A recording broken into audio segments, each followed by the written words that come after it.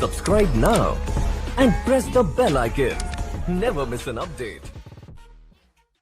Hello everyone, welcome to the channel Usmani classes. Present continuous tense का सारा information हम एक ही वीडियो में देखते हैं। प्रेजेंट कॉन्टिन्यूस टेंस का क्या बेसिक है और दूसरा फिर एग्जाम के पॉइंट्स ऑफ व्यू से क्या इंपॉर्टेंट है। एक तरफ मैं लिख रहा हूँ इधर की तरफ एक्टिव वॉइस, ठीक है, एक्टिव वॉइस, और इधर की तरफ हम लिख रहे हैं पैसिव वॉइस, ठीक है, ये इसका पैसिव वॉइस। दोनों चीज़ें हम एक साथ लेके चल रहे हैं, एक्टिव और पैसिव दोनों एक साथ लेके चल रहे हैं। तो एक्टिव वॉइस में प्रेजेंट कॉन्टिन्यूस का हम कैसे यूज़ करेंगे। पहले तो मैं बता दूं प्रेजेंट कॉन्टिन्यूस का यूज़ कब करते हैं, जब कोई काम इनकम्प्लीट हो, ठीक है, जब कोई भी काम इनकम्प्लीट हो। तो इनकम्प्लीट अगर काम होगा, अगर कोई काम इनकम्प्लीट होगा तो वही जारी होगा। कॉन्टिन्यूस का मतलब ही ये जारी, ठीक है, तो जारी वही होगा जो इनकम्प्लीट होगा, इसका मतलब वो चल रहा होगा। तो प्रेजेंट कॉन्टिन्यूस का यूज़ करते हैं। कॉन्टिन्यूटी दिखाने के लिए हमेशा वर्ब की फर्स्ट फॉर्म में आईएनजी का यूज़ करते हैं और इसके साथ हेल्पिंग वर्ब का यूज़ करते हैं, जो भी हेल्पिंग वर्ब लगती है।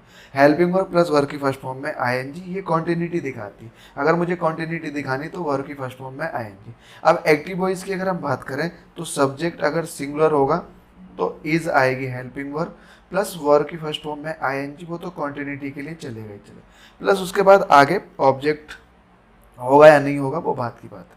सब्जेक्ट अगर प्लूरल होगा तो इसके साथ आने वाली वर्ब फिर यहाँ पे आर आएगी प्लस वर्ब की फर्स्ट फॉर्म में आईएनजी और प्लस उसके बाद आएगा ऑब्जेक्ट। सब्जेक्ट अगर यहाँ पे अनकाउंटेबल नाउन है, ठीक है, अनकाउंटेबल नाउन है तो उसके साथ इज आएगा यानी कि सिंगुलर प्लस वर्ब की फर्स्ट फॉर्म में आईएनजी प्लस ऑब्जेक्ट होगा तो ठीक है, नहीं तो कोई बात नहीं। आगे अगर हम बात करें सब्जेक्ट अगर हमारे पास आई है, आई प्रोनाउन, तो हेल्पिंग वर्ब यहाँ पे एम का यूज़ होगा और वर्ब की फर्स्ट फॉर्म में आईएनजी प्लस उसके बाद ऑब्जेक्ट। ये बात हमें देखते ही पता लग जाना चाहिए, इज आर एम प्लस इसके बाद वर्ब की फर्स्ट फॉर्म में आईएनजी। अगर ये आ रहा है तो वाकई प्रेजेंट कॉन्टिन्यूस का है। ये देख के हमें पता लगना चाहिए कि प्रेजेंट कॉन्टिन्यूस का एक्टिव वॉइस है, ठीक है, एक्टिव फॉर्म है। अब अगर हम बात करें पैसिव वॉइस की, पैसिव फॉर्म की अगर हम बात करें तो इसमें अगर सब्जेक्ट हमारे पास सिंगुलर होता है तो वर्ब इज तो आएगी। पैसिव वॉइस के लिए वर्ब थर्ड फॉर्म में आनी है, लेकिन ये कॉन्टिन्यूस टेंस है, हमें कॉन्टिन्यूटी दिखानी तो हेल्पिंग वर्ब यहाँ पे हम बीइंग लगाएंगे। सेम कंसेप्ट यहाँ पे अनकाउंटेबल नाउन के साथ भी यही चलेगा। और अगर सब्जेक्ट प्लूरल है तो इसके साथ आने वाली वर्ब आर होगी। पैसिव वॉइस की वर्ब थर्ड फॉर्म में आ गई और कॉन्टिन्यूटी दिखानी है तो बीइंग लगाएंगे। सेम कंसेप्ट हमारे पास आई के लिए आता है, अगर सब्जेक्ट आई है तो हेल्पिंग वर्ब एम होगी और बीइंग प्लस वर्ब की थर्ड फॉर्म। ये हमारे पास पैसिव फॉर्म होगी। जैसे एक सेंटेंस के थ्रू अगर इस बात को समझें, आई एम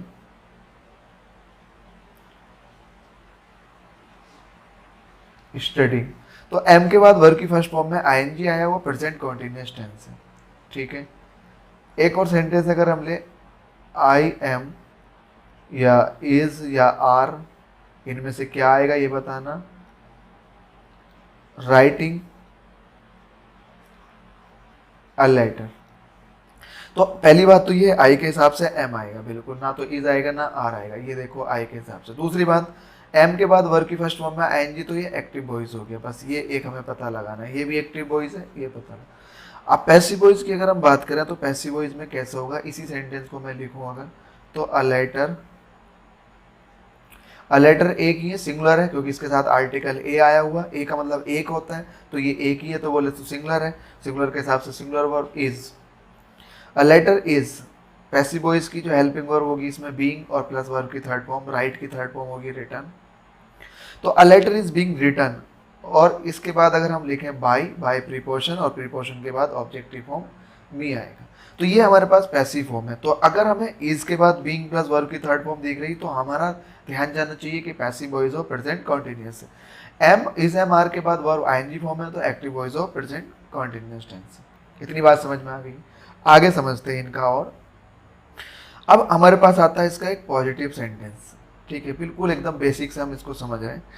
पॉजिटिव सेंटेंस है तो सब्जेक्ट हमारा होगा सेम बिल्कुल, सिंगुलर हो प्लूरल हो, ठीक है, तो इनके साथ आने वाली वर्ब क्रमशः रेस्पेक्टिवली इस सिंगुलर के साथ इज और प्लूरल के साथ आर। प्लस वर्ब की फर्स्ट फॉर्म में आईएनजी। तो ये है हमारे पास पॉजिटिव सेंटेंस, ठीक है, अफर्मेटिव जिसको हम बोलते हैं। स्ट्रक्चर ये वह जा रहा है, जैसे कि एक हिंदी का वाक्य ले, जा रहा है, तो ही सब्जेक्ट हो गया, ही के हिसाब से इज आ जाएगा क्योंकि सिंगुलर है, और जाने की होती गो, और हमें कंटिन्यूटी दिखानी है तो आएंगे गो। तो ही इज गोइंग, बहुत ही आसान है, पॉजिटिव हो गया, he is going. They are playing, ठीक है, तो ऑब्जेक्ट है नहीं, ये वर्ब है, दे आर प्लेइंग। ये सब के सब हमारे प्रेजेंट कॉन्टिन्यूस के पॉजिटिव सेंटेंस है। अगर हम बात करें निगेटिव सेंटेंस की, तो निगेटिविटी दिखानी है, एडवर्ब निगेशन नॉट होती है, ये हमें लगाना होता है। एडवर्ब निगेशन हमेशा हेल्पिंग वर्ब के बाद यूज होती है, हेल्पिंग वर्ब के बाद, सब्जेक्ट के बाद हेल्पिंग वर्ब और हेल्पिंग वर्ब के बाद ये नोट लगेगा। तो स्ट्रक्चर फॉर्म होगा इसका सब्जेक्ट, सब्जेक्ट के साथ हेल्पिंग वर्ब जो भी होगी इज आर एम, प्लस इसके बाद आएगा नोट, और उसके बाद वर्ब की फर्स्ट फॉर्म में आएंगे। जैसे कि एक सेंटेंस लेते हैं, बे नहीं खेल रहे हैं, खेल रहे हैं, ठीक है, ये एक सेंटेंस लेते हैं। तो वे की हो गई दे के हिसाब से आएगी हेल्पिंग वर्ब आर, और नोट भी है तो नोट लगाएंगे हेल्पिंग वर्ब के बाद, दे आर नोट, और खेलने की होती है प्ले, और कंटिन्यूटी दिखानी है तो आईएनजी फॉर्म, तो दे आर नॉट प्लेइंग। ये हो गया हमारे पास नेगेटिव सेंटेंस, प्रेजेंट कॉन्टिन्यूस का नेगेटिव, प्रेजेंट कॉन्टिन्यूस का ये पॉजिटिव हो गया। अगला आता है हमारे पास इंटेरोगेटिव। फिर से वही सेम, इंटेरोगेटिव सेंटेंस में हमारा सेम कंसेप्ट है, यस और नो टाइप वाले, ठीक है। कौन सा हमारा यस टाइप है और कौन सा हमारा नो टाइप है, और एक होता है हमारा WH फैमिली वाला, जो हमारा WH फैमिली से शुरू होगा। यस और नो टाइप वाला हेल्पिंग वर्ब से शुरू होगा, सब्जेक्ट होगा, और ये हेल्पिंग वर्ब सब्जेक्ट के अकॉर्डिंग लगेगी, सब्जेक्ट के अनुसार। सब्जेक्ट क्या है, सब्जेक्ट अगर सिंगुलर है तो हेल्पिंग वर्ब सिंगुलर होगी, प्लूरल है तो प्लूरल होगी, और आई है तो एम आएगी। क्लियर। सब्जेक्ट के बाद अगर निगेटिव है, इसमें निगेटिविटी है, अगर नोट है तो नोट लगा देंगे, नहीं है तो कोई दिक्कत नहीं, प्लस बाद में आएगी वर्ब की फर्स्ट फॉर्म में आईएनजी। ऑब्जेक्ट है तो ठीक है, नहीं है तो कोई बात नहीं। हेल्पिंग वर्ब WH फैमिली की अगर हम बात करें, WH फैमिली की अगर हम बात करें तो WH फैमिली से शुरू होगा सेंटेंस हमारा, और प्लस उसके बाद फिर हेल्पिंग वर्ब आएगी, WH फैमिली से शुरू होगा,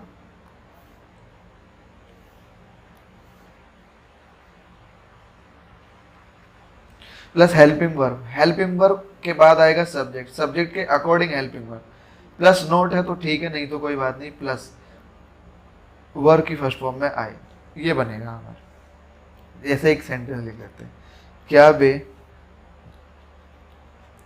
खेल रहे हैं,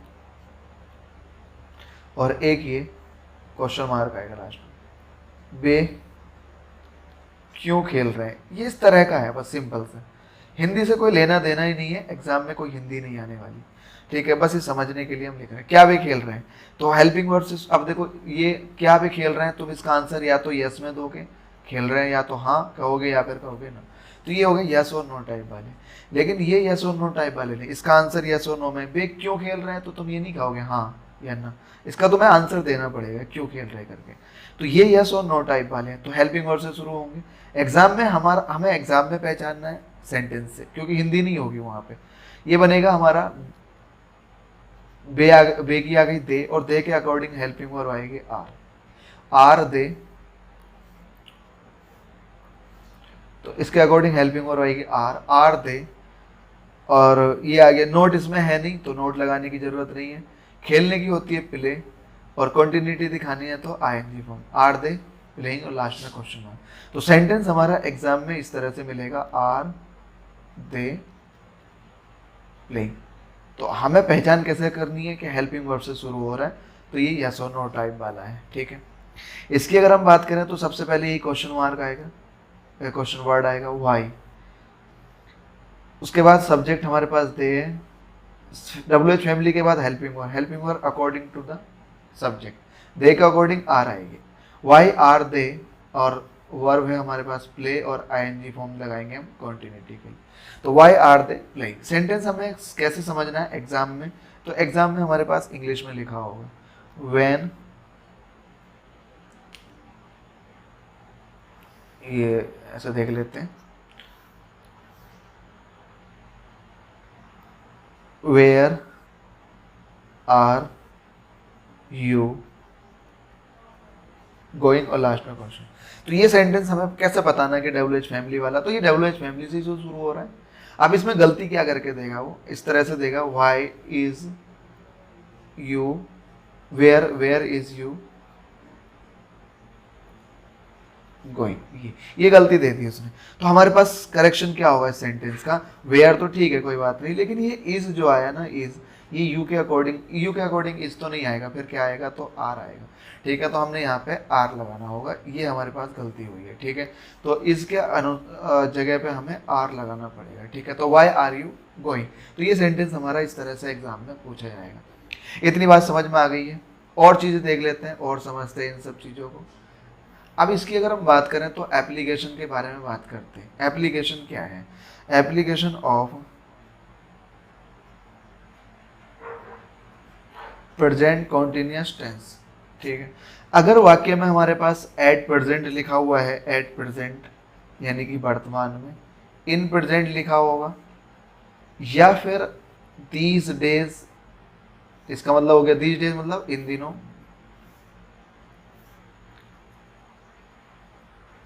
या फिर नाउ अ डेज,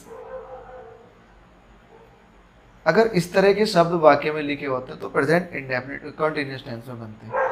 अगर मैं जैसे एक सेंटेंस लिखूं, आई टीच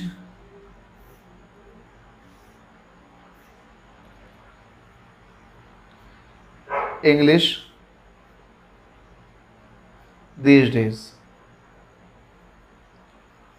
इन दिनों मैं क्या कर रहा हूँ, इंग्लिश। अब आई के हिसाब से टीच, अगर हम अगर बोलता मैं इंग्लिश पढ़ाता हूँ, अगर ये बोलता कि मैं इंग्लिश पढ़ाता हूँ, ठीक है, अगर ये बोला जाता मैं इंग्लिश पढ़ाता हूँ, तो बिल्कुल वाक्य प्रेजेंट इंडेफिनिट में बनता, आई टीच इंग्लिश, और ये मेरा रूटीन एक्शन हो गया, मेरा इंग्लिश पढ़ाने का रूटीन एक्शन हो गया, मैं इंग्लिश पढ़ाता हूँ, ये मेरा प्रोफेशन है, तो ये प्रेजेंट इंडेफिनिट में ही बनेगा। प्रोफेशन अगर किसी का होता है, जो काम करता है, जो भी प्रोफेशन जिसका होता है, जो काम करता है, वो प्रेजेंट इंडेफिनिट में बनता है। लेकिन इसने लिखा दीज डेज, इन दिनों में।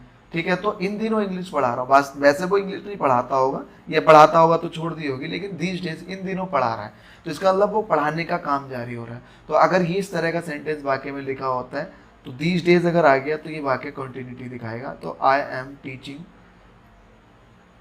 एम टीचिंग इंग्लिश और दीज डेज, इस तरह से हमारा सेंटेंस बनेगा। आगे करेंगे बहुत सारी बातें, इसको जरा 2 4 5 बार देखना जरूर वीडियो को। और भी बहुत इंपॉर्टेंट इन्फॉर्मेशन लास्ट में हम इसका एक प्रैक्टिस सेशन करेंगे, लेकिन उससे पहले ये सारी चीज़ें समझेंगे। अपने प्रॉपर नोट्स जरूर बनाते रहना, कोई PDF नहीं मिलेगी इसकी बिल्कुल भी। पॉज करना वीडियो को या स्क्रीनशॉट लेना, जो भी करो, और प्रॉपर नोट बनाना एकदम बिल्कुल, और देखना बहुत ज़्यादा हेल्प होने वाली है। अब ये हमारे पास क्या है, इसको देख लेते हैं। ये सारी की सारी वर्ब्स हैं, ठीक है, ये सब के सब वर्ब्स हैं, ऐसी वर्ब है ये। ठीक है, ये ऐसी वर्ब्स हैं जो वर्ब और परसेप्शन भी, इनमें कुछ वर्ब्स और परसेप्शन भी हैं, और कुछ ऐसी हैं जो परसेप्शन दिखाती हैं, और कुछ ऐसी हैं जो कॉन्टिन्यूटी नहीं दिखाती हैं। सी का मतलब होता है मिलना, सी का मतलब देखना भी होता है, लेकिन यहाँ पे सी का मतलब मिलना। सुना होगा सी यू लेटर, ठीक है, या सी यू टुमारो, कल मिलते हैं, इसका लोग है कल मिलते हैं, सी यू टुमारो मतलब मिलते हैं कल। तो अब इसमें कॉन्टिन्यूटी नहीं दिखा सकते हो तुम, ठीक है। कॉन्टिन्यूटी का मतलब होता है काम जारी। जैसे कि अगर मैं बात करूं प्ले, तो प्ले का खेलना तुम जारी कर सकते हो, ठीक है, वह खेल रहा है तो शुरू किया होगा और ख़त्म भी करेगा, तो बीच में जारी होगा। अब मिलने की अगर बात होगी तो ना कोई इसका स्टार्टिंग पॉइंट है ना कोई एंड, या तो मिलेगा या नहीं मिलेगा, ना तो कोई स्टार्टिंग पॉइंट है ना एंडिंग पॉइंट। अच्छा, कौन सी वर्ब कॉन्टिन्यूटी दिखाएगी? जिसका अपना स्टार्टिंग पॉइंट भी होता है, ठीक है, और एंडिंग पॉइंट भी होता है। जिस वर्ब का स्टार्टिंग पॉइंट होगा और ख़त्म भी होगी तो वो वर्ब कॉन्टिन्यूटी दिखाएगी। बस यहाँ से समझना, अगर रट्टा मारोगे तो बहुत मुश्किल हो जाएगी। तो मैं ऐसे समझना, किसी भी वर्ब का, जैसे कि अगर मैं राइट लिखूँ तो लिखने का काम हम करेंगे, शुरू किया और वो एक टाइम पे ख़त्म भी होगा, तो बीच में जारी होगा, तो ये वर्ब कॉन्टिन्यूटी दिखा सकती है। लेकिन अगर मैं सी की बात करूँ, मिलने की बात करूँ, तो मिलने का ऐसा नहीं कि अभी मैंने शुरू किया और मिलना मेरा हो जाएगा ख़त्म, मैं और बीच में जारी भी है मिलना थोड़ा बहुत, है ना, तो ऐसा तो नहीं होगा। या तो वो मिलेगा या फिर नहीं मिलेगा। इसी तरह से अंडरस्टैंड, अंडरस्टैंड वर्ब है, इसका मतलब होता है समझना, या तो वो समझेगा या नहीं समझेगा। ऐसा नहीं थोड़ा थोड़ा समझना शुरू किया और अभी वो समझ रहा है और लास्ट में जाके समझना बंद हो जाएगा। ना तो इसका कोई स्टार्टिंग पॉइंट है, ना ही इसका कोई एंडिंग पॉइंट है, तो कोई कंटिन्यूटी नहीं है। कंटिन्यूटी नहीं है तो ये वर्ब ऐसी होती है, सारी की सारी वर्ब ऐसी हैं जो आईएनजी फॉर्म में यूज नहीं होती हैं, यानी कि इसको प्रेजेंट कॉन्टिन्यूअस टेंस में यूज नहीं करेंगे। ये सारी वर्ब्स ऐसी हैं, इनका हम प्रेजेंट कॉन्टिन्यूअस टेंस में यूज नहीं करेंगे। ठीक है, तो ये प्रेजेंट कॉन्टिन्यूअस टेंस को छोड़ो या फिर मैं बोलूँ कॉन्टिन्यूअस टेंस में यूज नहीं करेंगे, चाहे वो प्रेजेंट कॉन्टिन्यूअस हो या पास्ट कॉन्टिन्यूअस हो, ये प्रेजेंट परफेक्ट कॉन्टिन्यूअस हो, क्योंकि ये वर्ब कॉन्टिन्यूटी दिखाती ही नहीं है, दिखाती नहीं है तो कॉन्टिन्यूअस टेंस में कहीं भी यूज होगा नहीं। तो अंडरस्टैंड का आईएनजी फॉर्म नहीं होगा हेल्पिंग वर्ब के बाद। हेल्पिंग वर्ब के बाद अच्छा ये बताओ जरा, कॉन्टिन्यूटी मैंने कहा कॉन्टिन्यूअस टेंस में, और कॉन्टिन्यूअस टेंस तब होगा, कॉन्टिन्यूअस टेंस तब होगा जब इसके साथ हेल्पिंग वर्ब आएगी। हेल्पिंग वर्ब प्लस वर्ब की फर्स्ट फॉर्म में आईएनजी, तब ये कॉन्टिन्यूअस टेंस होता है। ऐसा नहीं कि इसमें आईएनजी लगेगी ही नहीं, ये जब जीरंड बनेगा, जब ये जीरंड फॉर्म बनेगा, नाउन बनेगा, तब इसमें आईएनजी लगेगी, बिल्कुल लगेगी। लेकिन हेल्पिंग वर्ब के बाद वर्ब आईएनजी फॉर्म में नहीं आएगी, इसके साथ हेल्पिंग वर्ब नहीं, यानी कि कॉन्टिन्यूअस टेंस में, चाहे वो कोई सा भी कॉन्टिन्यूअस टेंस हो, उसमें यूज नहीं होगा।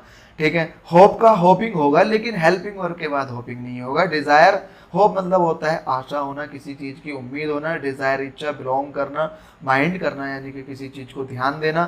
ठीक है, माइंड करना मतलब ध्यान देना होता है।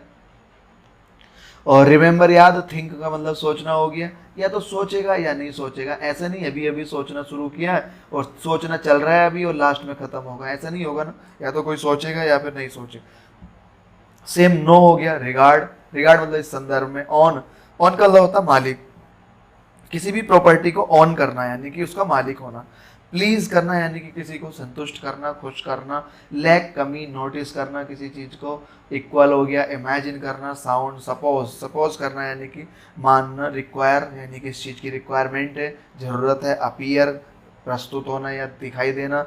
अफेक्ट होता है प्रभावित होना, प्रभावित होना। और लुक का मतलब देखना, सीन का मतलब भी देखना। फॉरगेट भूल जाना। प्रेफर, प्रेफर करना यानी कि एक चीज ए है और एक चीज बी है, मुझे ये भी पसंद है ये भी पसंद है, दोनों चीजों में से फिर मैं अब मुझे चाहिए एक ही, तो मैं इस जिसको भी प्रेफर करूंगा, यानी कि प्रेफर करना मतलब हो गया उसको वरीयता देना। स्मेल करना, ठीक है। टेस्ट करना, हियर सुनना, हियर दो बार आ गया। लाइक करना, डिसलाइक। हैव का अगर पोजेशन का सेंस है, पोजेशन का सेंस है हैव का, तो आईएनजी फॉर्म में नहीं आएगी। और अगर हैव का यूज दूसरे सेंस में करेंगे, हैविंग फन, अभी हम बात करेंगे इसके आगे और, ठीक है, तो हम इसका आईएनजी फॉर्म में यूज हो जाएगा। सेम यहाँ पे टेस्ट का भी, अगर ये डूइंग वर्ब है, डूइंग वर्ब है तो आईएनजी फॉर्म में हो जाएगी, और हैपनिंग अगर है तो आईएनजी फॉर्म में नहीं होगी। स्मेल का भी सेम, डूइंग अगर है, इनमें से जो भी वर्ब डूइंग होगी, डूइंग, ठीक है, तो वो आईएनजी फॉर्म में यूज हो जाएगी। और जो हैपनिंग वर्ब है, ये वर्ब, इनमें से कुछ वर्ब ऐसी है जो डूइंग भी है और हैपनिंग भी है। या तो देखो टेस्ट की अगर हम बात करें, टेस्ट की अगर तुम बात करोगे तो टेस्ट लेना भी होता है और टेस्ट देना भी होता है। स्मेल की अगर हम बात करें तो स्मेल लेना भी होता है, स्मेल देना भी। जैसे कि अगर हम बात करें पुष्प जितने भी होते हैं, जो फ्लावर होते हैं, वो स्मेल देते हैं तो वो हैपनिंग। और स्मेल लेना तो यानी कि लेने का काम कर रहे हैं, यानी कि डूइंग हो रही। तो कुछ वर्ब्स ऐसी हैं जो डूइंग भी हैं और हैपनिंग भी हैं। धीरे धीरे इन सब चीज़ों को समझना, तो वो आईएनजी फॉर्म में यूज हो जाती है। मैं क्या चाह रहा हूँ, जरा इस बात को समझते हैं। ठीक है, तो मैंने क्या समझाने की कोशिश की है, जरा इस बात को समझते हैं। हमारे पास अगर कुछ वर्ब ऐसी हैं, जैसे कि स्मेल की अगर हम बात करें तो स्मेल का मतलब होता है खुशबू, देना और लेना भी होता है। ठीक है, खुशबू लेना भी होता है। ठीक है, तो रोज, अब जो गुलाब है वो तो खुशबू देगा, तो स्मेल गुड या प्लीजेंट कह सकते हैं। तो ये देने का काम कर रहा है। जो देने की बात होगी तो वर्ब आईएनजी फॉर्म में नहीं है। खुशबू लेने की बात अगर मैं वो करूँ, आई एम स्मेलिंग, तो यानी कि मैं स्मेल कर रहा हूँ, खुशबू ले रहा है, आई एम स्मेलिंग रोज। ठीक है, तो ये आईएनजी फॉर्म में आ जाएगा। ये कंसेप्ट है, कहने का मतलब ये। ठीक है, अभी ये किस तरह से पूछा जाएगा सवाल इससे रिलेटेड, अब देख लेते हैं। क्वेश्चन ये है हमारे पास, I am understanding your problem. Understanding एक ऐसी वर्ब है जो आईएनजी फॉर्म में यूज नहीं होती है। तो पहली बात गलती तो यही हो गई हमारी। आईएनजी फॉर्म का मतलब हो गया प्रेजेंट कॉन्टिन्यूस टेंस में यूज नहीं होगी। कॉन्टिन्यूस टेंस बोले तो हेल्पिंग वर्ब प्लस वर्ब की फर्स्ट फॉर्म में आएंगे। ये हेल्पिंग वर्ब दिख रही है, वर्ब की फर्स्ट फॉर्म में आएंगी, तो अंडरस्टैंडिंग यूज होगा नहीं। अंडरस्टैंडिंग यूज नहीं होगा तो आईएनजी फॉर्म में यूज नहीं होगा, तो हटाएंगे। एम के बाद या तो वर्ब थर्ड फॉर्म में आती है या फिर आईएनजी फॉर्म में। आईएनजी तो आने रही है, थर्ड फॉर्म में भी नहीं आएगी क्योंकि पैसिव नहीं है, तो फिर हमें एम को भी हटाना पड़ेगा। तो आई अंडरस्टैंड, सेंटेंस बनेगा आई अंडरस्टैंड योर प्रॉब्लम्स। तो सेंटेंस करेक्शन हमारा ये हुआ, आई अंडरस्टैंड योर प्रॉब्लम्स। बहुत इंपॉर्टेंट कंसेप्ट है, ठीक है, ये वेरी वेरी इंपॉर्टेंट कंसेप्ट है, बहुत बार एग्जाम में सवाल पूछा जाता है। तो आई एम अंडरस्टैंडिंग नहीं होगा, आई अंडरस्टैंड प्रेजेंट इंडेफिनिट में बन जाएगा फिर। अच्छा, ये प्रेजेंट इंडेफिनिट में क्यों बना, ये भी तो बात आती है, ठीक है। तो अगर ये भी बात है तो आई हैव अंडरस्टूड भी हो सकता है, I have understood your problem, है ना, तो ये भी हो सकता है आई हैव अंडरस्टूड, तो ये भी होता, डिपेंड करता है कि ऑप्शन क्या दे रखे हैं, ठीक है। अगर ये एरर में आया, ऐसे करके उसने एरर करके देगी, तो इस वाले पोर्शन में एरर ठीक हो जाएगी। इंप्रूवमेंट में आया तो फिर पता ही है 4 ऑप्शन होंगे, इनमें से कोई सा। तो आई अंडरस्टैंड भी सही है, आई अंडरस्टैंड योर प्रॉब्लम्स, और I have understood your problem, ये भी करेक्ट हो जाएगा सेंटेंस, ठीक है। तो करेक्शन हमारा 2 तरीके से हो जाएगा, आई हैव अंडरस्टूड ये भी सही है, आई अंडरस्टैंड योर प्रॉब्लम ये भी सही है। लेकिन हाँ, ये बात, एक बात और मैं यहाँ पे बता दूं, अगर कोई भी सेंटेंस हमारा प्रेजेंट में है तो करेक्शन भी प्रेजेंट में ही होगा, ठीक है, और अगर पास्ट में है तो करेक्शन भी पास्ट में ही होगा, ठीक है।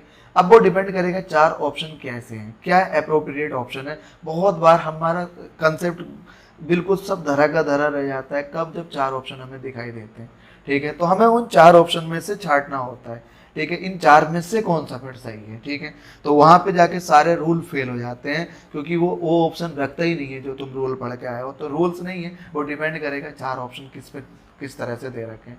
तो माई फ्रेंड इज ऑनिंग, ये भी एक ऐसी वर्ब है जो आईएनजी फॉर्म में नहीं आती, तो इज हटाओ, आईएनजी भी हटाओ, तो माई फ्रेंड, और इसके हिसाब से प्रेजेंट इंडेफिनिट में ले जाओ, वर्ब की फर्स्ट फॉर्म में एस या ईएस। तो माई फ्रेंड ऑन्स दिस हाउस, ठीक है, ये इसका सेंटेंस का करेक्शन होगा। इज हटेगा, ऑनिंग की जगह ऑन्स आएगा, क्योंकि माई फ्रेंड्स है तो ऑन्स नहीं आएगा, फिर ऑन आएगा, क्योंकि माई फ्रेंड्स प्लूरल हो गया, और प्लूरल के हिसाब से वर्ब प्लूरल आनी चाहिए, तो ये आएगा, ठीक है। तो ये भी ध्यान रखना है कि ये सब्जेक्ट सिंगुलर है कि सब्जेक्ट प्लूरल है, तो प्लूरल है तो वर्ब प्लूरल आएगी। ही इज हेटिंग यू, ठीक है, तो he is hating you, hate भी एक ऐसी वर्ब है जो आईएनजी फॉर्म में यूज नहीं होगी, या तो हेट कोई करेगा या फिर नहीं करेगा। ऐसा नहीं कि धीरे धीरे हेट करना शुरू किया और लास्ट में जाके खत्म हो गया हेट करना, है ना, ऐसा तो नहीं होगा।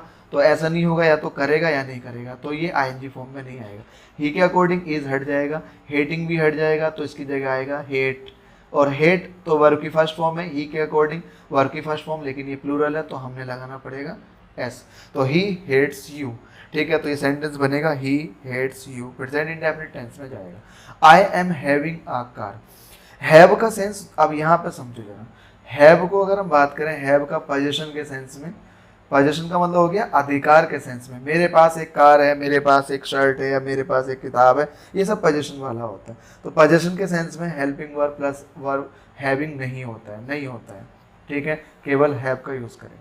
लेकिन हाँ, अगर हम बात करें हैव के बाद, हैव के बाद अगर आ गया फन, ठीक है, हैव के बाद अगर आ गया फन, या फिर गुड टाइम, ठीक है, गुड टाइम या वेड टाइम, ठीक है, इस तरह से पार्टी, इस तरह का कोई एंजॉयमेंट वाला काम अगर आ गया, एंजॉयमेंट, ठीक है, इसका बस पोजीशन के अलावा अगर कुछ भी है तो वो आईएनजी फॉर्म में आ जाएगा। जैसे कि ये 2 सेंटेंस हैं, एक ये और एक, आई एम हैविंग अ कार, तो ये पोजीशन वाला है, पोजीशन में आईएनजी फॉर्म में नहीं आएगा, तो आईएनजी फॉर्म में नहीं आएगा तो एम हटा दो, आई, हैविंग का आई हटा दो, आई हैव, और ये बनेगा हमारे पास अ कार, तो मेरे पास एक कार है, ये सेंटेंस का करेक्शन हो। अब इसकी अगर हम बात करें, आई एम हैविंग लंच नाउ, इसकी अगर हम बात करें तो ये यहाँ पे पोजीशन का सेंस नहीं है कि मेरे पास लंच है, ऐसा नहीं, इसका मतलब कि मैं लंच कर रहा हूँ, यानी कि मैं लंच खा रहा हूँ या कर रहा हूँ, ठीक है, मैं खाना खा रहा हूँ, दोपहर का खाना खाने के लिए आई यूज़ किया गया, तो मैं लंच कर रहा हूँ, यानी कि मैं लंच, तो ये वाक्य हमारा पोजीशन के लिए नहीं है, पोजीशन के लिए नहीं है, तो यहाँ पे हमारा ये सेंटेंस बिल्कुल सही हो जाता है। आई के हिसाब से एम बिल्कुल सही है, एम के बाद हैविंग आईएनजी फॉर्म में बिल्कुल सही है, लंच आ रहा है बिल्कुल सही है, और नाउ का मतलब हो गया अब, ठीक है, ये एडवर्ब हो गई, ठीक है। तो आई एम हैविंग लंच, तो हैव का दो रूप हमने देख लिए यहाँ पे। पोजेशन का सेंस होगा तो आईएनजी फॉर्म में यूज नहीं होगा, पोजेशन का सेंस नहीं होगा। इस पोजेशन के अलावा कुछ भी है, आई एम हैविंग लंच या having fun, I am having meal, meal का मतलब होता है खाना, good time, bad time, entertainment, party, enjoyment, कुछ भी अगर सेंस आता है तो आईएनजी फॉर्म में बिल्कुल यूज होगा। तो एक सेंटेंस हमारा बिल्कुल सही है। अगला देखते हैं, आफ्टर सम प्रीपोजिशन, ये बड़ी इंपॉर्टेंट बात है। कुछ प्रीपोजिशन, कुछ नहीं, मैंने ये सम गलत लिखा, आफ्टर ऑल प्रीपोजिशन, सारी की सारी प्रीपोजिशन। तो अब ये बात यहां से समझते हैं, प्रीपोजिशन जो है अपने बाद ऑब्जेक्ट लेता अपना, ऑब्जेक्ट या तो नाउन होता है या फिर प्रोनाउन होता है। लेकिन अगर प्रीपोजिशन के बाद वर्ब अगर आ गई तो इसको प्रोनाउन बनाना तो मुश्किल हो जाएगा। तो फिर क्या बना लेंगे हम, इसको नाउन बना लेंगे। और नाउन बनाएंगे कैसे, इसमें वर्ब की फर्स्ट फॉर्म में आईएनजी लगा के, और जिसको बोलते हैं जिरेंड। इसलिए इसके बाद वर्ब आईएनजी फॉर्म में आती है, क्योंकि प्रीपोजिशन अपने साथ अपना ऑब्जेक्ट लेती है। तो ये प्रीपोजिशन मैंने यहाँ पे कुछ लिखी हुई है, सम प्रीपोजिशन, आफ्टर सम प्रीपोजिशन नहीं, कुछ प्रीपोजिशन यहाँ पे लिखी। हालांकि इसके अलावा बहुत सारी प्रीपोजिशन है, at, in, on, of, for, from, before, after, while, without, against, beside, by, with हो गया। ठीक है, ये बहुत सारे प्रीपोजिशन है। इनके बाद अब जिनके बाद जब भी कोई वर्ब आएगी वो किस फॉर्म में आएगी, आईएनजी फॉर्म में। इसका रीजन क्या है, क्योंकि प्रीपोजिशन अपने बाद ऑब्जेक्ट लेती है, और वर्ब को ऑब्जेक्ट बनाने के लिए जीरेंड फॉर्म में रखना पड़ता है, और जीरेंड फॉर्म में वर्ब होती है, वर्ब की फर्स्ट फॉर्म में आईएनजी। सेम कंसेप्ट अब यहाँ पे अप्लाई करते हैं। आफ्टर, आफ्टर के बाद माइंड वर्ब है, आफ्टर के बाद माइंड वर्ब है, तो ये किस फॉर्म में आएगी, जीरेंड फॉर्म में। अब एक कंफ्यूजन ये नहीं होना चाहिए कि माइंड तो आईएनजी फॉर्म में यूज होती नहीं, भैया वो कॉन्टिन्यूस टेंस में, टेंस थोड़ी बता रही है, ये वर्ब कोई टेंस के लिए यूज नहीं हो रही है, ये तो जीरेंड फॉर्म में यूज हो रही है ना, इसके साथ कोई हेल्पिंग वर्ब थोड़ी लगी हुई है यहाँ पे, है ना। तो इसलिए जीरेंड फॉर्म में यूज हो रही है। After minding my words she broke up all the relation, उसने सारे के सारे रिलेशंस तोड़ दिए, जितने भी संबंध थे हमारे सारे रिलेशंस तोड़ दिए उसने। बिसाइड्स, बिसाइड्स का मतलब होता है के अलावा, इसके अलावा, और के अलावा इन एडिशन। ठीक है, इन एडिशन सेंस में यूज होता है। बिसाइड के बाद टॉक वर्ब है, किस फॉर्म में आएगी, आईएनजी फॉर्म में, क्योंकि जीरेंड फॉर्म में। बिसाइड टॉकिंग टू मी, अच्छा टॉक के बाद हम प्रीपोजिशन टू का यूज करते हैं, तो टॉकिंग टू, और टू के बाद इसका अपना ऑब्जेक्ट मी है रहा। बिसाइड्स टॉकिंग टू मी, मुझसे बात करने के अलावा, सी इज डूइंग हर वर्क, वह अपना काम कर रही है। ठीक है, मुझसे बात करने के अलावा सी इज डूइंग हर वर्क, वह अपना काम कर रही है, मुझसे बात करने के अलावा वो अपना काम कर रही है। ठीक है, सी इज ऑल्सो भी लिख सकते हो यहाँ पे, she is also doing her work, वह अपना काम भी कर रही है ना, इस सेंस में आप ये भी लगा सकते हो, she is also doing her work.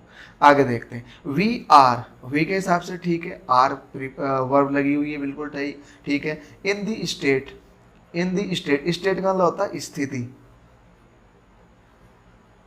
इस स्थिति में हम, we are in the state, हम इस स्थिति में है, ऑफ मतलब की, कंफ्यूजन का मतलब हो गया कंफ्यूजन, कंफ्यूजन की स्थिति में है। We are in the confusion, हम कंफ्यूजन की स्थिति में है। आफ्टर, आफ्टर प्रीपोजिशन है, प्रीपोजिशन के बाद वर्ब नो, तो किस फॉर्म में, आईएनजी फॉर्म में। आफ्टर नोइंग, और जानने के बाद, और क्या जानने के बाद, जो वर्ब क्या का सेंस देती है वो वर्ब ट्रांजिटिव होती है, जो वर्ब व्हाट का सेंस देती है वो ट्रांजिटिव वर्ब होती है। और क्या जानने के बाद, उसने कह रखा ट्रुथ, यानी कि सच्चाई जानने के बाद। तो we are in the state of confusion after knowing the truth, सच्चाई जानने के बाद हम जो है कंफ्यूजन की स्थिति में हैं। ये सेंटेंस का पूरा आंसर निकल के आया। आफ्टर प्रीपोजिशन है, इसके बाद वर्ब आईएनजी फॉर्म में, इसलिए क्योंकि प्रीपोजिशन अपने बाद अपना ऑब्जेक्ट लेता है। तो नो वर्ब को ऑब्जेक्ट बनाने के लिए आईएनजी फॉर्म, भले ही ये ऑब्जेक्ट की तरह काम कर रहा हो आफ्टर के लिए, लेकिन है तो वर्ब ही ना, और इस वर्ब, और वर्ब भी कैसे, ट्रांजिटिव, इसलिए इसका अपना ऑब्जेक्ट ट्रुथ ही रहा। आगे बात करते हैं, आफ्टर सम वर्ब्स, जैसे कुछ वर्ब्स है, जैसे कि प्रिवेंट हो गया, इन सब का मतलब होता है रोकना, सबका मतलब होता है रोकना, रोक लगाना। प्रिवेंट मतलब रोकना, प्रोहिबिट मना करना, रोकना, एब्सटेन रोकना, रेफरेंट रोकना, बार debar, डिस्ट्रेट, debtor, disqualified, desist, restraint, इन सब का मतलब होता है रोकना। और जब इन सब का मतलब रोकना अगर हो गया है तो इनके बाद जो प्रीपोजिशन यूज होती है, सब के बाद फ्रॉम प्रीपोजिशन यूज होती है। बस ये बात तुम्हें समझ ली। इन सब के बाद हम कौन सी प्रीपोजिशन यूज करते हैं? From preposition. और फ्रॉम प्रीपोजिशन आ गई तो फिर तो कोई दिक्कत ही नहीं है। इसके बाद अगर कोई वर्ब आएगी तो वो आईएनजी फॉर्म में, इसलिए क्योंकि प्रीपोजिशन अपना ऑब्जेक्ट लेती है और वर्ब को ऑब्जेक्ट बनाने के लिए आईएनजी फॉर्म। अप्लाई करते हैं इस कंसेप्ट को। दे, ठीक है, दे के हिसाब से आर बिल्कुल सही है। दे आर प्रोहिबिटेड, प्रोहिबिट ये वर्ब आ गई है, ठीक है। हमें पता है प्रोहिबिटेड तो अपने साथ प्रीपोजिशन लेती है फ्रॉम, तो टू की जगह हमने लगाना है फ्रॉम। क्लियर हो गई इतनी बात? प्रोहिबिट के बाद आने वाली वर्ब फ्रॉम होती है। बहुत बार ये एग्जाम में सवाल पूछे जाते हैं, बहुत बार। प्रोहिबिटेड के बाद फ्रॉम आई और फ्रॉम के बाद वर्ब दिख रही है, लेकिन वर्ब तो हमने जीरेंड फॉर्म में रखनी है क्योंकि इसको अपना ऑब्जेक्ट देना है। तो एंटर की जगह हम करेंगे एंटरिंग। फ्रॉम एंटरिंग, एंटर करने के लिए, ठीक है। क्या एंटर करने के लिए? प्रीमाइसेस। प्रीमाइसेस का मतलब होता है बाउंड्री, यानी कि किसी भी चीज़ की बाउंड्री, किसी बिल्डिंग की बाउंड्री। और विदाउट फिर से प्रीपोजिशन आ गई है, विदाउट फिर से प्रीपोजिशन और इसका अपना ऑब्जेक्ट परमिशन। विदाउट मतलब बिना, और परमिशन का ये अपना नाउन हो गया, ठीक है। तो ये विदाउट प्रीपोजिशन, इसका अपना ऑब्जेक्ट ये रहा। तो दे आर प्रोहिबिटेड के बाद प्रीपोजिशन फ्रॉम, फ्रॉम के बाद एंटर और आईएनजी फॉर्म में, क्योंकि प्रीपोजिशन अपने बाद जीरेंड फॉर्म लेती। दे, ठीक है। हैव, बिल्कुल ठीक है। बीन, ठीक है। डेटर्ड, पैसिव वॉइस है, उनको डेटर कर दिया गया, यानी कि रोक लगा दी गई उनके ऊपर। अब डेटर अपने साथ तो प्रीपोजिशन ऑफ नहीं लेगा, क्या लेगा? फ्रॉम लेगा। और फ्रॉम के बाद जब भी कोई वर्ब आएगी आईएनजी फॉर्म में, तो इसमें भी यही होगा, एंटरिंग द हॉल। उनको रोक दिया गया, डेटर का मतलब रोक नहीं होता है, उनको रोक दिया गया किसी के द्वारा, तभी वो पैसिव वॉइस है, ठीक है। हैव के बाद बीन प्लस वर्ब की थर्ड फॉर्म पैसिव वॉइस है, तो उनको रोक दिया गया। कहाँ, क्या करने के लिए रोक दिया गया? एंटर करने से रोक दिया गया। और किससे एंटर करना था उसको? हॉल में एंटर करने से रोक दिया गया। They are refrain, they are refrain, ठीक है। ये आ गया हमारे पास। रेफरेन के बाद आने वाली वर्ब आईएनजी फॉर्म में और इसके बाद लगने वाली preposition from. They are refrain from getting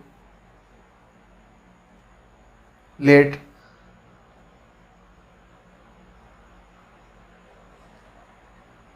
in the morning, ठीक है। तो they are refrain from getting late in the morning. ये सेंटेंस हमारा इस तरह से बने। रेफरेन के बाद प्रीपोजिशन फ्रॉम और फ्रॉम के बाद वर्ब आईएनजी फॉर्म में, तो सेंटेंस हमारा इस तरह से बने। In order to improve his health, अपनी हेल्थ को इम्प्रूव करने के लिए। इन ऑर्डर टू का मतलब हो गया के लिए, इम्प्रूव मतलब सुधारने के लिए, इस हेल्थ मतलब हो गया अपनी हेल्थ। अपनी हेल्थ सुधारने के उद्देश्य से कह सकते हो या के लिए कह सकते हो। रोब, रोब हमारे पास सब्जेक्ट है। रोब डिसाइडेड, रोब ने डिसाइड किया। क्या डिसाइड किया? टू, टू बिल्कुल ठीक है। तो ये क्या का सेंस दे रहा है? हमें डिसाइड से कोई मतलब नहीं। टू के बाद आई वर्ब हमारे पास अब्स्टेन, और अब्स्टेन वर्ब अपने साथ लेती है प्रीपोजिशन बाद में फ्रॉम, और फ्रॉम के बाद ये जो वर्ब आ रही है स्मोक करना, इसका हो जाएगा स्मोकिंग। अब ये वर्ब है क्या? स्मोक करना मतलब होता है धूम्रपान करना। स्मोक नाउन भी होता है जब इसका सेंस होता है धुआं, लेकिन ये नाउन नहीं है। धुआं थोड़ी, अब धुएं से थोड़ी रोका उन्होंने, स्मोक करने से रोका, यानी कि धूम्रपान करने से। तो ये वर्ब है, इतना हमें पता लग गया। तो अब्स्टेन के बाद प्रीपोजिशन फ्रॉम और फ्रॉम के बाद स्मोक आईएनजी फॉर्म में। तो ये सेंटेंस बनेगा, in order to improve his health Rob decided to abstain from smoking.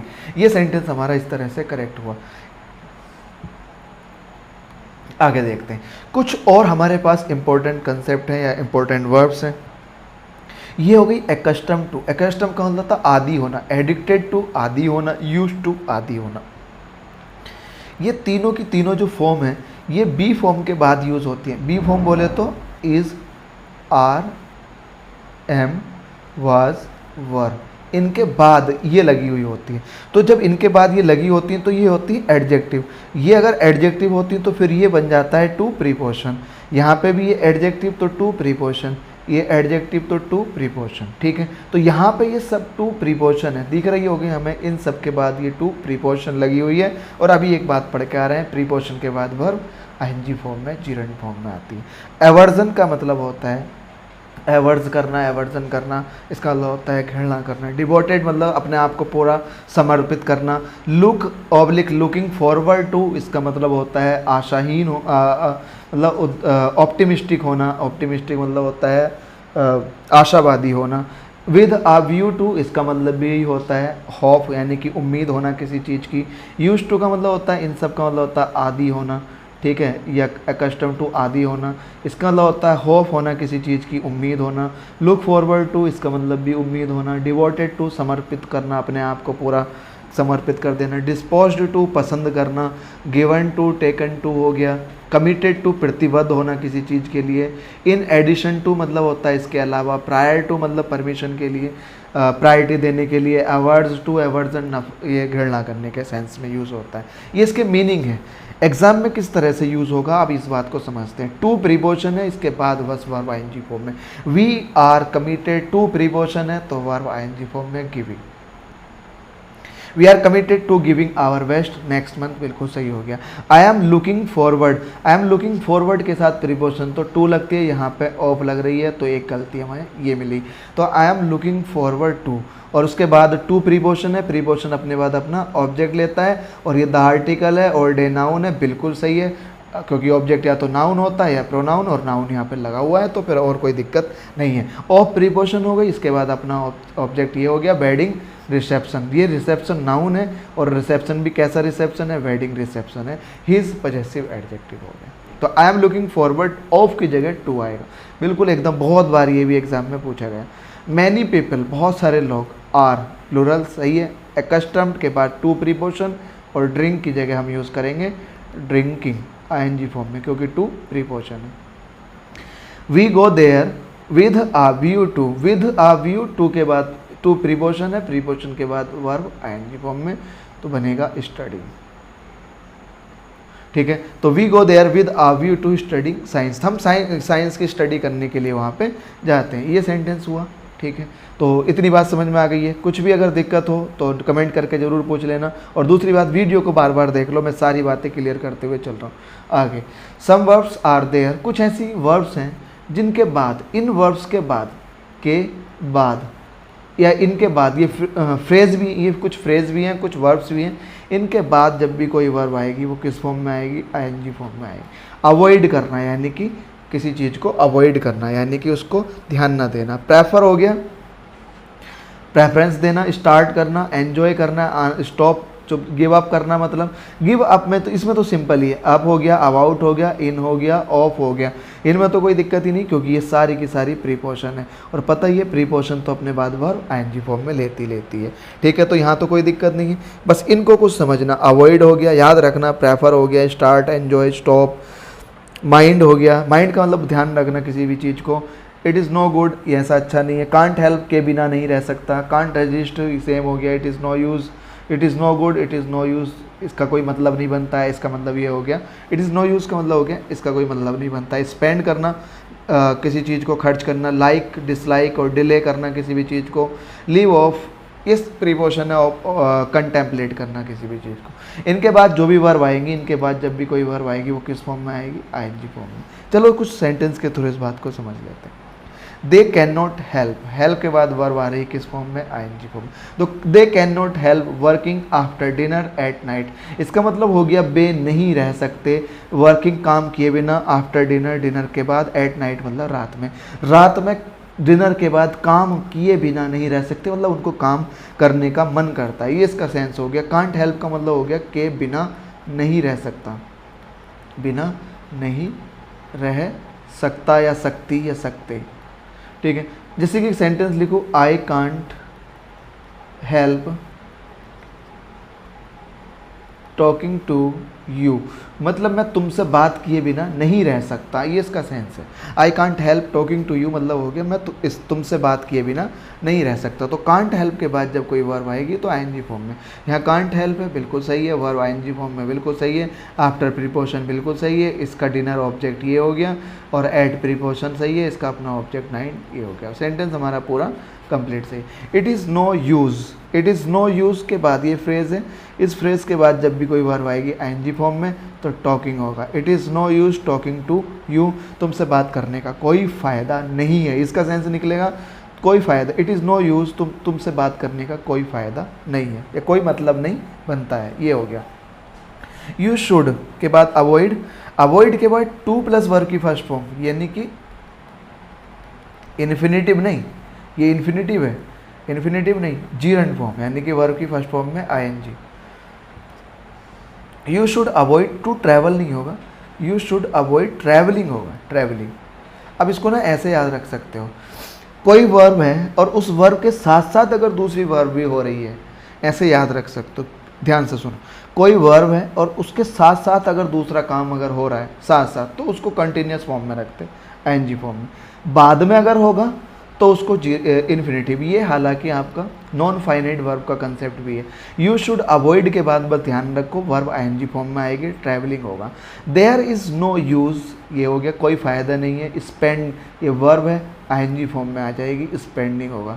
There is no use spending money, यानी कि धन खर्च करने का कोई मतलब नहीं बनता है। कहाँ? ऑन ऑल लग्जरीज, यानी कि जितने भी लग्जरी सामान हैं, लग्जरी चीज़ें हैं, उन पे बेमतलब का धन खर्च करने का कोई भी मतलब नहीं बनता। ये इस वाक्य का सेंस है। कंसेप्ट क्या समझना? देयर इज़ नो यूज़ के बाद वर्ब आईएनजी फॉर्म में। आई ऑलवेज मिस, मिस आ गया, मिस के बाद जो भी वर्ब आएगी, मिस करना, क्या मिस करना? मीटिंग, मतलब मिलना, मिलना मिस करना। आई ऑलवेज मिस, और ये वर्ब आईएनजी फॉर्म में लगेगी, मीटिंग आएगा, क्योंकि मिस के बाद भी जब भी कोई वर्ब आएगी, ठीक है। माइंड हो गया आपके पास, ये मिस इसमें नहीं लिखा हुआ है, ठीक है, तो मिस भी लिख सकते हैं हम यहाँ पे, मिस करना किसी भी चीज़ को। माइंड का मतलब ध्यान देना, ठीक है। तो आई ऑलवेज मिस मीटिंग ही आ जाएगा। एक और सेंटेंस लिखते हैं, I don't mind meet you, मुझे तुमसे मिलने में कोई दिक्कत नहीं। I don't mind meet you, इसका मतलब हो गया मैं तुम्हें, मुझे तुमसे मिलने में कोई दिक्कत नहीं। तो माइंड के बाद वर्ब आईएनजी फॉर्म में, मीटिंग आ जाएगा। तो ये सेंटेंस बनेगा, आई डोंट माइंड मीटिंग यू, मुझे तुमसे मिलने में कोई भी परेशानी नहीं है, ठीक है। ये इसका मतलब हुआ, आई डोंट माइंड, सुना होगा ये तो बोलते हुए, मुझे कोई दिक्कत नहीं है, मुझे कोई परेशानी नहीं है, ठीक है। तो आई डोंट माइंड मीटिंग यू, तो इन सब के बाद ये जो वर्ब्स लिखी हुई, इन सब के बाद वर्ब जब भी आएगी वो किस फॉर्म में आएगी? आईएनजी फॉर्म में आएगी। आई होप ये सारी बातें समझ में आ गई होंगी। नहीं आई होगी तो वीडियो को बार बार देखना, पॉज करके देखना, बहुत इंपॉर्टेंट सारे कंसेप्ट हैं, नहीं तो फिर रूल्स बनाते रहोगे। तो इतना ही आज के लिए, मिलते हैं अगली वीडियो में। Thanks for watching and keep learning.